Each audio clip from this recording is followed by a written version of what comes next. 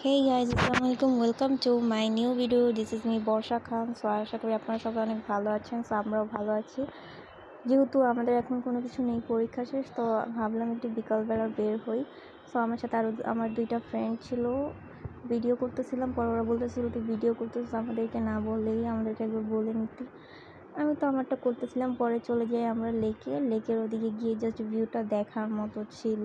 এক সাইড তো পুরো পানি গাইজ, একই তো এক সাইডে অনেক বাতাস ছিল, আর একই তো এক সাইডে পুরো পানি ছিল, আর এক সাইডে পুরো গাছ দিয়ে ভরে গিয়েছিল পানির উপরে দিয়ে লেকের পাড়ে।